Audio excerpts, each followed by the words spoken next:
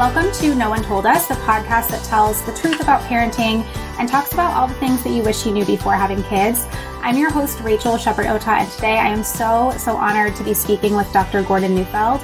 Dr. Neufeld has accumulated more than 40 years of experience as a clinical psychologist with children and youth and those responsible for them. He's a foremost authority on child development, and Dr. Neufeld continues to be an international speaker and best-selling author. Dr. Neufeld has a widespread reputation for making sense of complex problems and for opening doors for change. While formerly involved in university teaching and private practice, he's devoted the best part of the last 2 decades creating courses for parents, teachers, and helping professionals that work with children. These courses are offered primarily through the Neufeld Institute, an online educational institute and worldwide charitable organization devoted to applying developmental science to the task of raising children.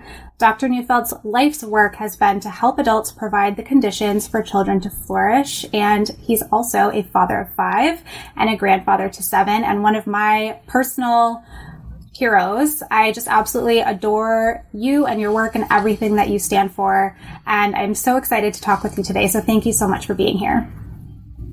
Thank you, Rachael. And I'm delighted to be here. It's an important topic. So today we're going to kind of dive into separations, and more specifically separations as it comes to bedtime and sleep. And if we have time, we can dive into separations with childcare and things like that as well, because I know you talk so well about that. First, I would love for you to just give some context to those listeners who are newer to your work. And I'd love for you to kind of describe for us your model of the 6 stages of attachment that help us kind of explain the development and the unfolding of children in those first few years. Well, one of the most important developmental tasks, the priorities of the brain, is to help a child hold on when apart.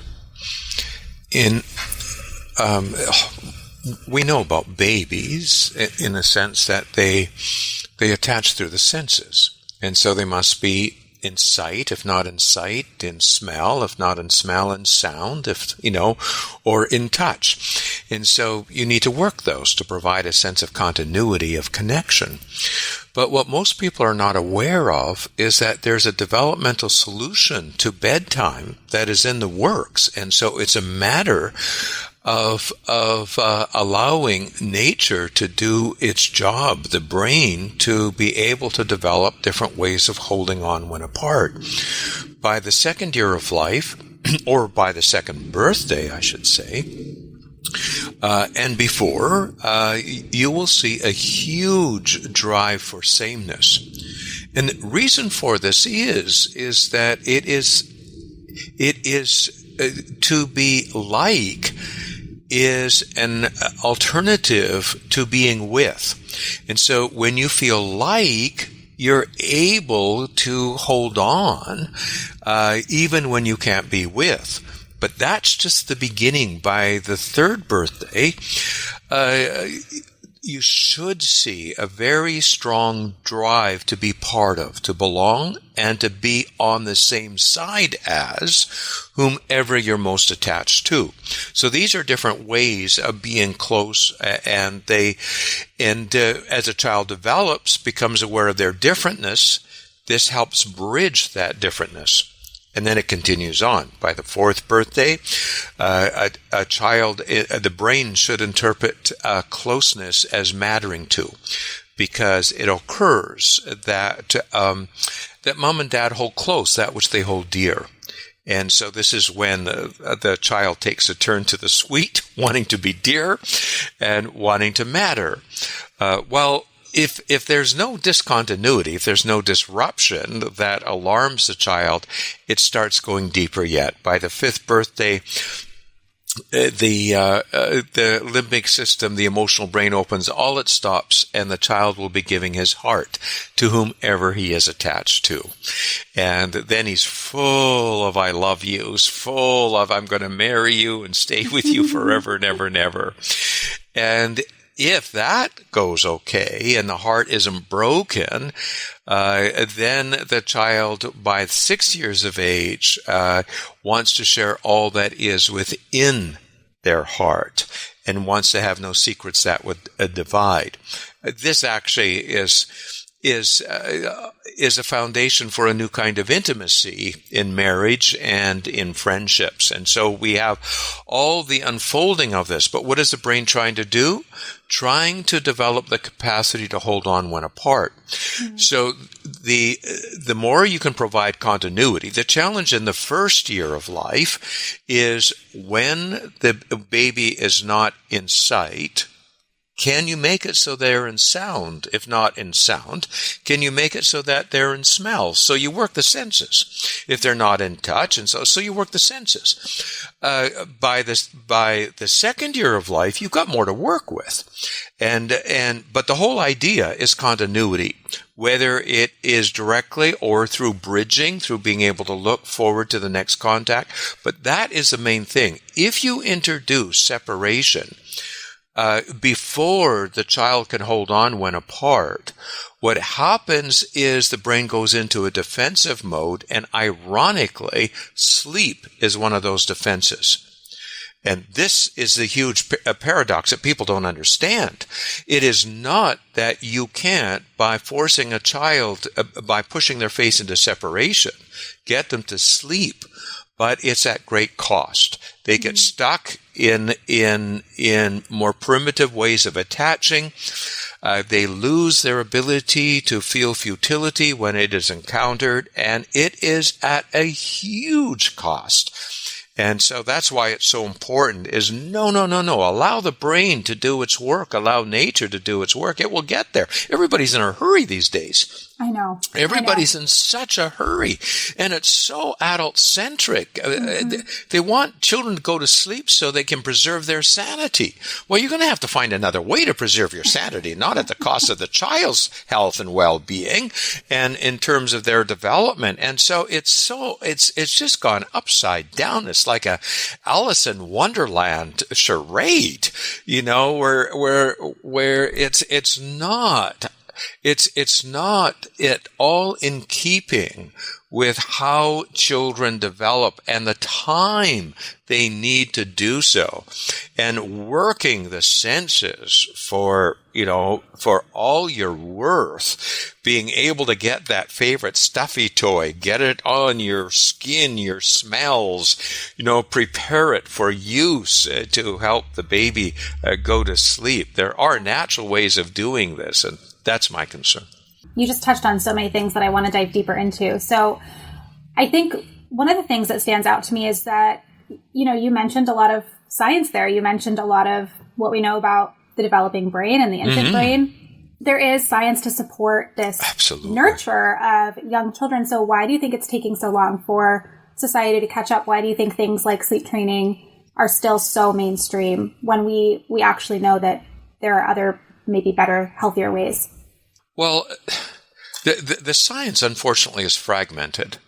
There's a lot of dots, but it takes joining them together. There's a lot of puzzle pieces, but it takes being able to provide the meaning.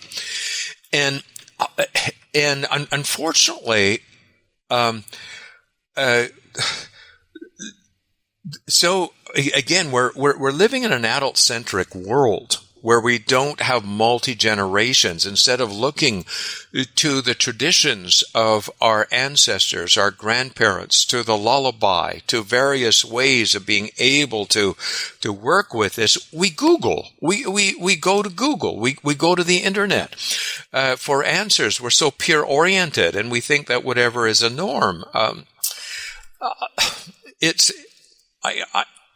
I don't really know the answer to that problem, Rachel, but it's so sad. It's so sad. And I see so many parents going the wrong way with this, when a little bit of patience and it will unfold, and your child will be so much healthier for it.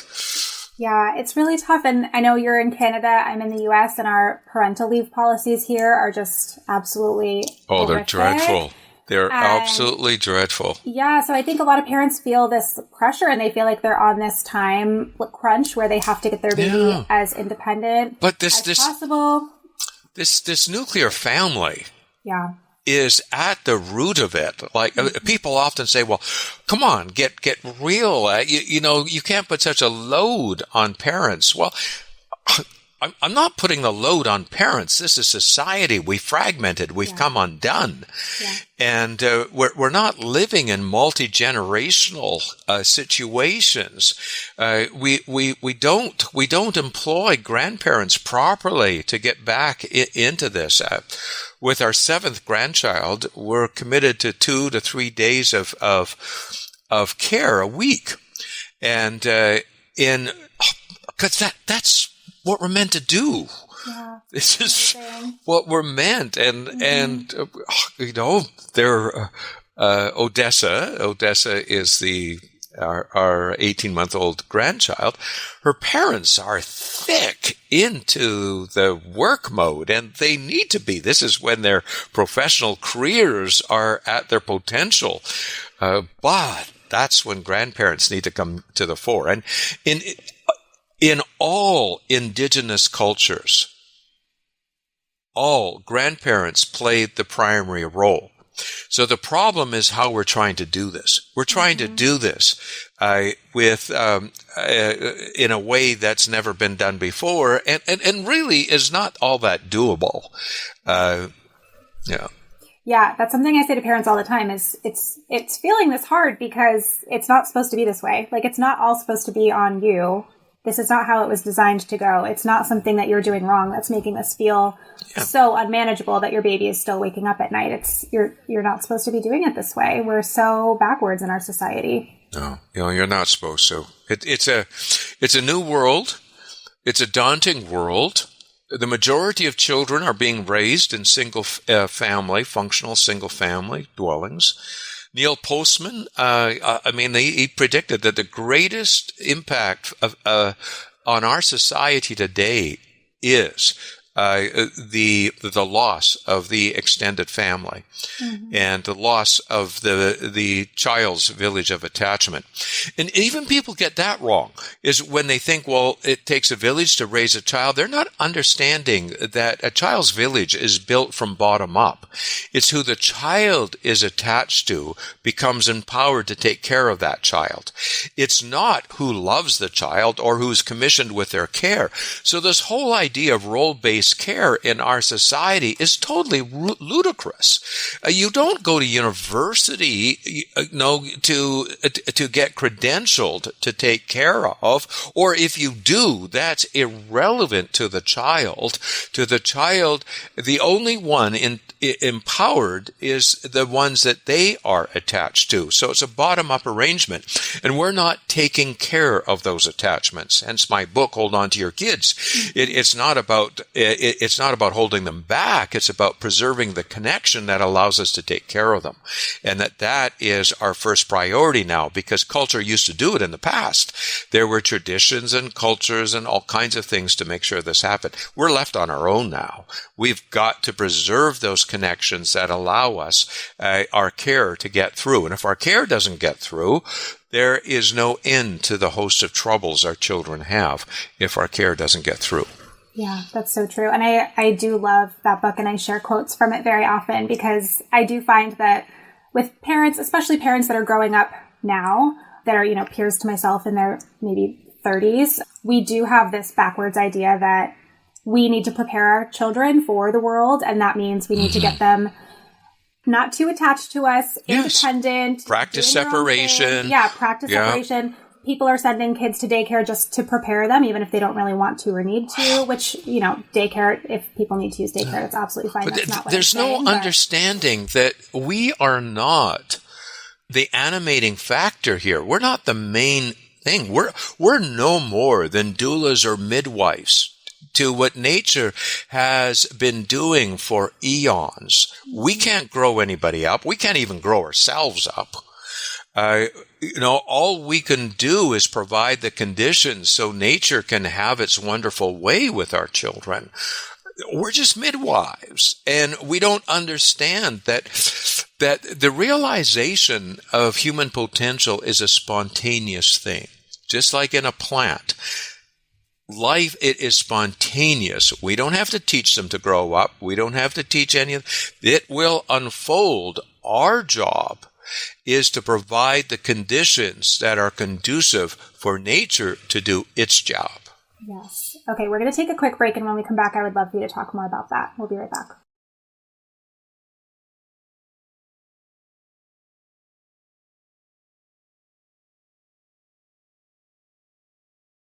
So, Dr. Neufeld, you just mentioned that... You can call me Gordon. Okay. Yeah.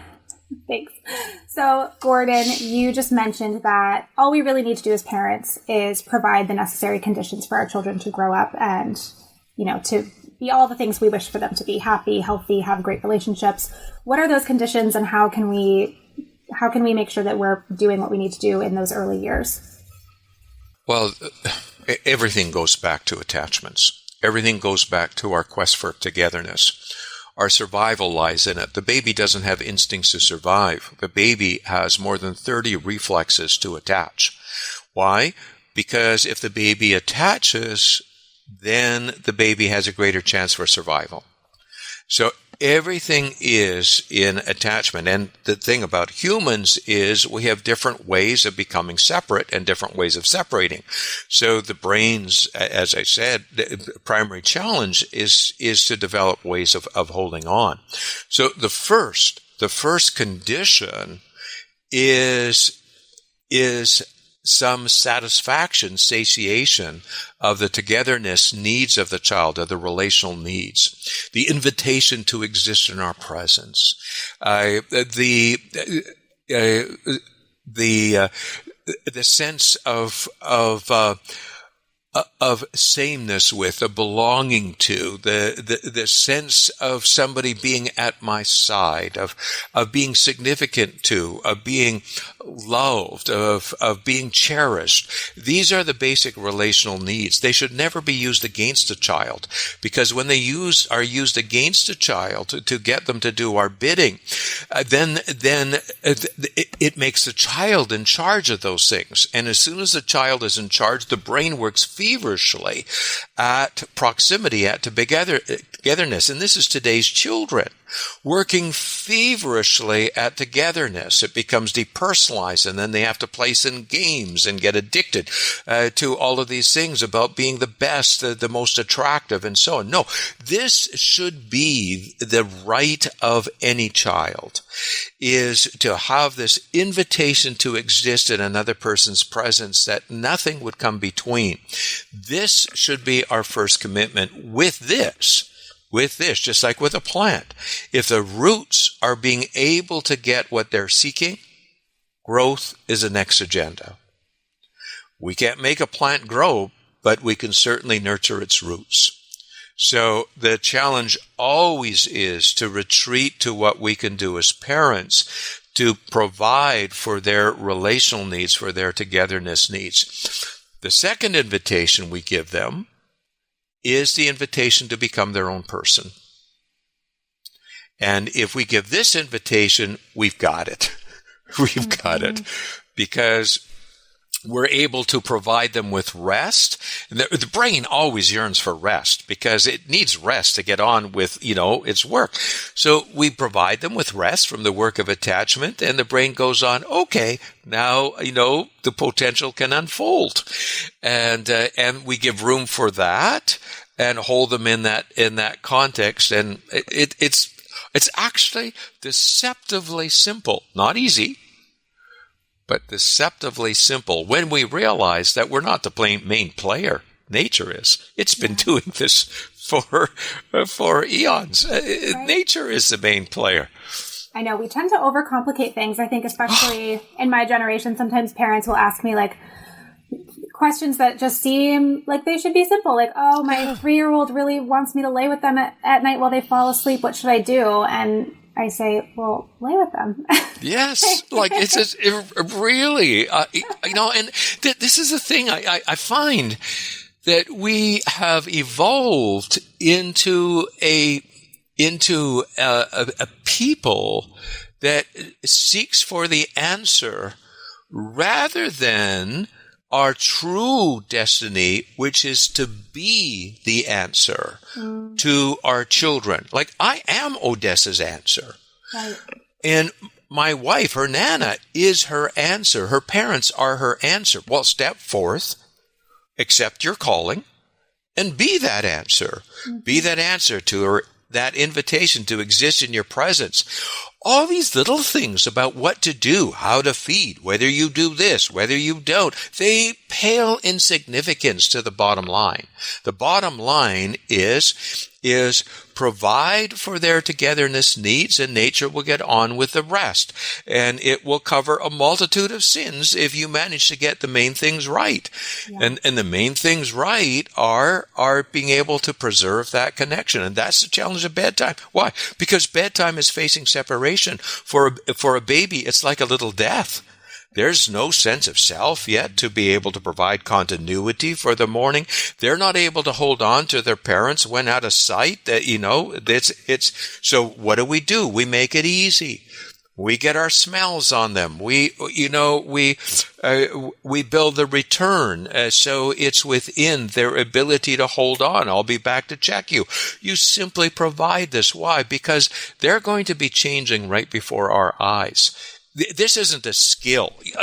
The whole idea that you need to teach them to self-soothe is ridiculous. Can you please talk about that? Because absolutely ridiculous. This whole thing all the time. is about self-care. Like, honey, you need to learn to take care of yourself. Walk on your own 2 feet. All the literature says that parents who actually are preoccupied with getting children to walk on their own 2 feet have children who are overly dependent, looking to be carried. It is always paradoxical. You're generous with your care, and they then become preoccupied with being independent, walking on their own 2 feet. But we were never meant to take care of ourselves, even as adults. We were meant to be in arrangements of cascading care. Now, in North America, we don't involve our ancestors. In any indigenous circles, and anywhere else in the world, the ancestors are still playing a part. Why? Because relationship goes forever.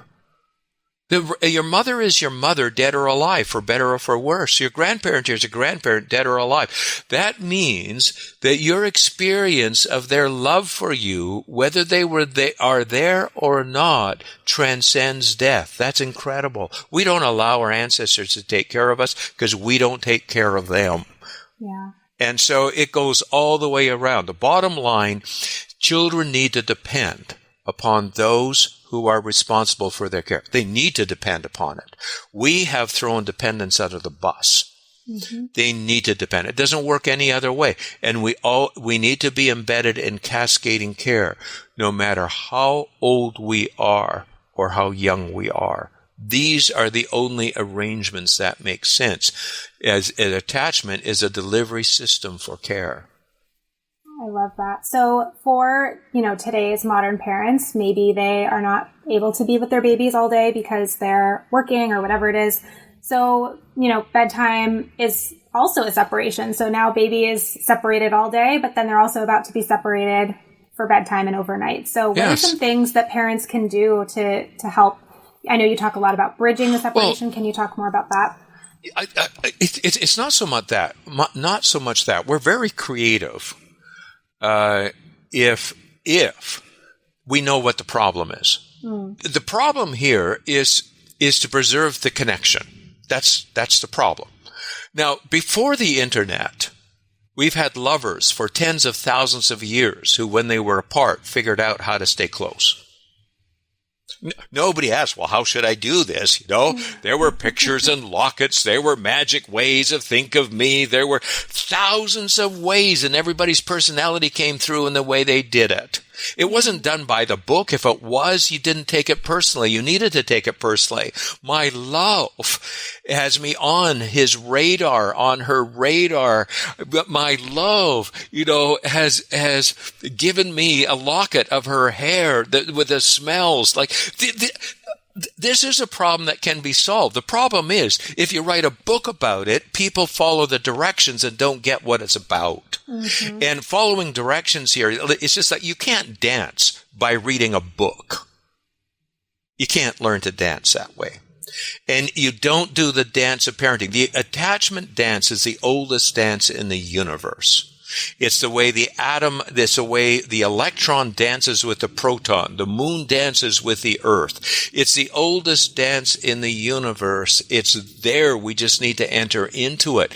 Again, when our children are revolving around us and we have them on our radar and we know that we must preserve the connection, like the earth needs to hold on to us to take care of us, hence gravity. That's the bottom line. We need to preserve that. If we do, then we know we must bridge everything that separates. Well, how are we going to do that? Well, the goodbye ritual gives us a clue. We take their attention and put it on the next connection. We focus on what stays the same. You have my nose, you have this. We focus on what stays the same. We do this. We focus on belonging. On the next return. There are so many ways we do this, but I find that when people get it, they don't ask any more questions. They are brim full of ideas. When they don't get, I taught university courses on development and attachment and so on for years and years and years, it seems. And I would have students putting up their hands and saying, "Oh yes, Dr. Neufeld, but what should we do then? What do we do?" And I would say, "I see that you do not yet see." Right. Because if you saw, you wouldn't ask what to do. Mm-hmm. What to do reveals that you haven't got it. Mm-hmm. And so please just get it. Your child needs you to be able to figure out how to hold on to them through thick and thin. You figured this out, or at least you know this is the challenge of marriage. If the challenge of marriage is to hold on and don't let anything come in the way to be able to preserve the connection with each other in all of these ways, how much more is it true of a child who has less developed ways of being able to preserve that connection, and when it's all our responsibility? Yeah, that's so true. I find so often that when parents are asking those types of questions about like the logistics and the little, what should I do if this happens, or what should I do if that happens? It's you're right. They don't have that confidence. They don't have the vision. Yeah, they don't have that confidence. You don't have the vision, and you haven't stepped up. And again, the issue is my father told me something that's never left my mind. Before he died, he got wind that I was going to write a parenting book. He died about 3 years before I actually got on with the job, but he knew I was going to do so, and he said, "Gordon, you're making a terrible mistake. You're making a terrible mistake because it's all bluff," he said. It's all bluff. Now, he was a wonderful father to me. And they said, "Daddy didn't know what you were doing." He said, "Nobody knows what they're doing. But your child can't know that. Mm-hmm. Your child needs to believe that you are their answer." And that's what my father was for me. He was my answer. He, his confidence in me, his belief in me, his delight in me, his love for me, he was my answer. He didn't have the answers, but he didn't expect to have the answers. And by not expecting to have the answers, he got on with the job. I love that. And so when I wrote the book, I first of all did not write a book as a parenting book. And unfortunately, it got scouted out by the largest English publisher in the world, and they said, "Well, we have a problem because we could bring your book to the university place as an academic, but we think it would do a lot better as a parenting book, but you need to convert it to a how-to book." And I said, "I can't. It's a book on relationships. Mm-hmm. It's a book on the child-parent relationship." They said, "Well, you're going to have to do the how-tos." I said, "No." They said, "Well, we won't publish it." And then I capitulated, right? But I try to set it up so that the parents know that no, it's all about relationship. If you get the relationship right, the rest will unfold. It's about relationship. It's about the baby's relationship to those who are responsible. It's about, we have to have the hearts of our adolescents if we're going to be what they need us to be. My oldest children are in their 50s. They still need a father. I need to have their hearts to be the father they need. It takes a weight off of their relationships. It gives them a strength to take care of their dependence. And it's fulfilling. It's the dance that works. Yeah. We are going to take one more quick break, and when we come back, I would love to ask you another question about your own parenting experience. We'll be right back. Okay.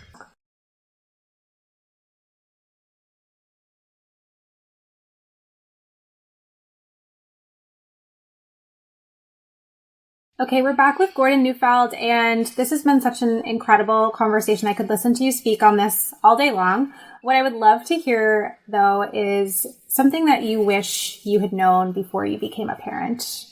And it's kind of like the theme of this podcast is talking to parents about things that they maybe never knew before they had kids. And every time I have a guest on that is a parent themselves, I love to ask this question. Just, what do you wish that you had known before? Well, the basic thing was I wish I knew that nature had a plan. I wish I knew it wasn't all up to me. When I started parenting, I was filled with anxiety and alarm and doing it right and so on, and I didn't realize that nature had a plan, that there was a blueprint, and that it all started with relationship. It would have taken the focus off of behavior. It would have taken the focus off of getting child ready for society, and there would have been more patience.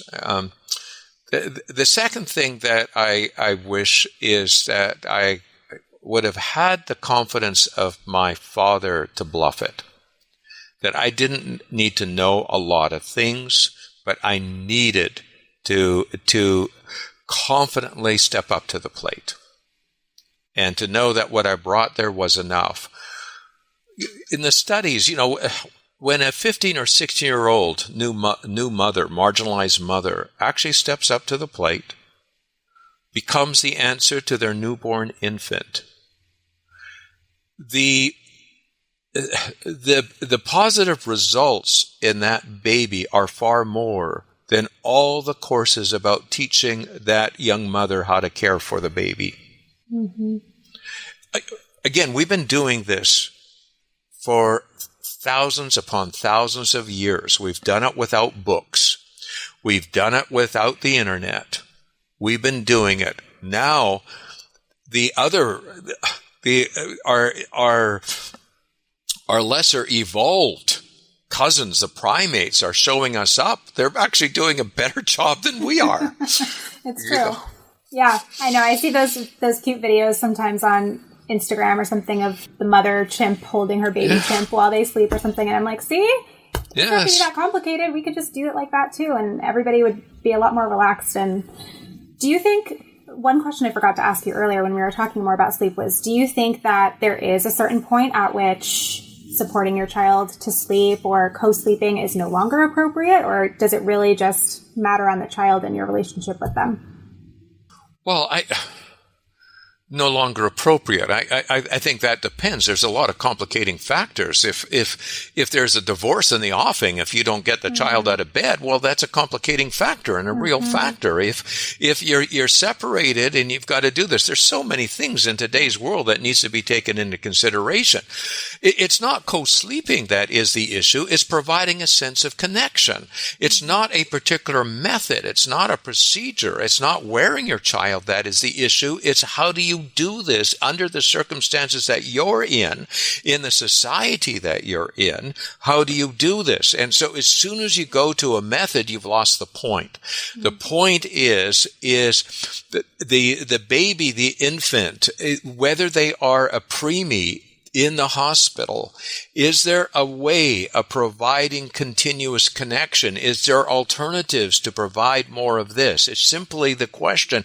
And then we look at the circumstances that are there and say, well, what have we got to work with? And so if for one child, It may be that the answer is sleeping with. It's what we used to do in traditional times, right into adolescence. It may be, it wouldn't be the norm in our society because it would bring great shame to children if others knew it, so it creates a secret. It's a complicated matter.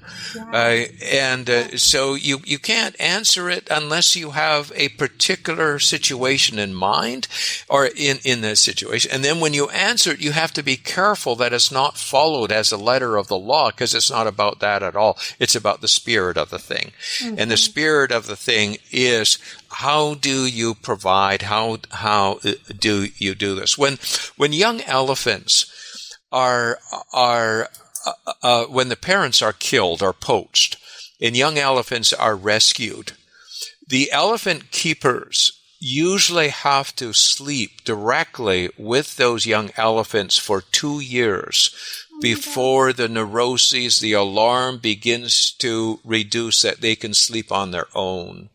Wow. Now, if that's true for an elephant, but that is a traumatized elephant that has lost its mother, there are reasons why we would go right back to the beginning, and we shouldn't hesitate to do so if our intuition calls us there.